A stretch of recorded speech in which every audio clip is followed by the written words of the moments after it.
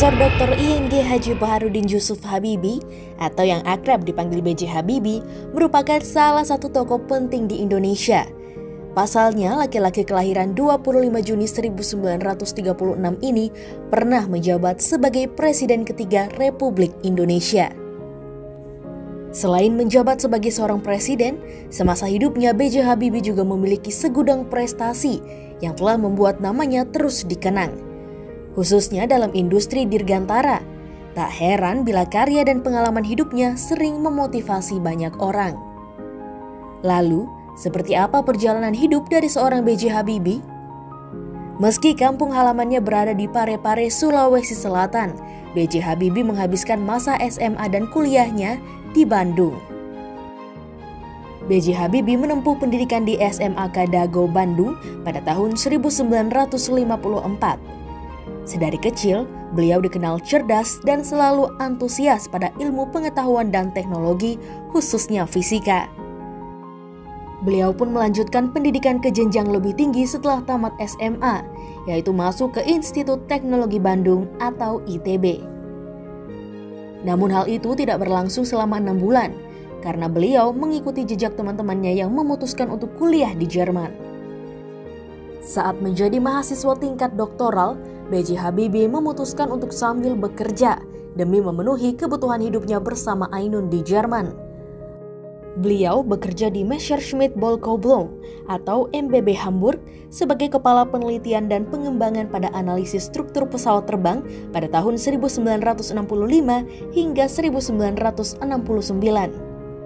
Kemudian, B.J. Habibie juga menjabat sebagai Kepala Divisi Metode dan Teknologi pada industri pesawat terbang komersial dan militer di MBB pada tahun 1969 hingga 1973. Berkat kinerjanya yang memuaskan, beliau diangkat menjadi Wakil Presiden sekaligus Direktur Teknologi di MBB pada tahun 1973 hingga 1978. Beliau juga menjadi penasehat senior bidang teknologi untuk Dewan Direktur MBB di tahun 1978. B.J. Habibie mendapat gelar kehormatan dari warga Jerman yang mengagumi intelektualitasnya. Beliau sering menyumbang berbagai hasil penelitian dan sejumlah teori untuk ilmu pengetahuan dan teknologi di bidang termodinamika, konstruksi, dan aerodinamika. Bahkan, beberapa rumusan teorinya dikenal dalam dunia pesawat terbang seperti Habibie Factor, Habibie Theorem, dan Habibie Method.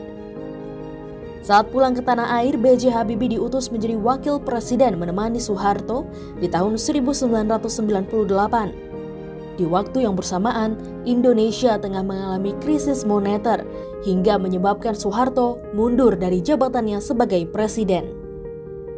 Alhasil, B.J. Habibie saat itu harus maju menggantikan posisi Soeharto. Beliau resmi menjadi Presiden Republik Indonesia sejak 21 Mei 1998 hingga 20 Oktober 1999 setelah disumpah di Istana Negara.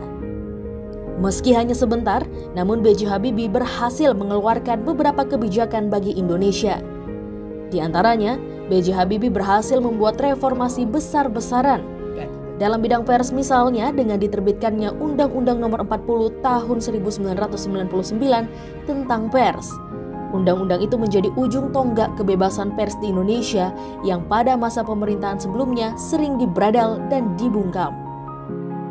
B.J. Habibie juga melaksanakan restrukturisasi perbankan Indonesia dan memisahkan Bank Indonesia atau BI dari pemerintahan agar tetap objektif dan tidak terpengaruh oleh politik.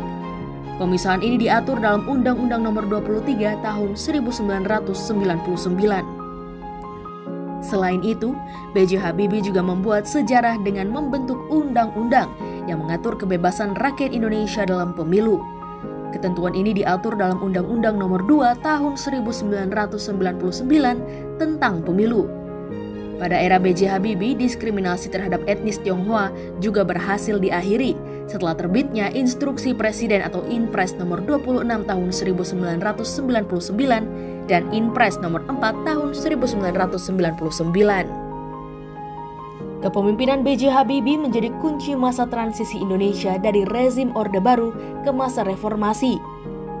Habibie tutup usia pada 11 September 2019 di Rumah Sakit Pusat Angkatan Darat Gatot Subroto, Jakarta karena mengalami gagal jantung. Ia mengembuskan napas terakhir di usia ke-83 tahun. Saya Brenda Iskarina, Selvi Anggriani, dan Fiska Dwi Astuti melaporkan. Holopis Channel bersama untuk Indonesia.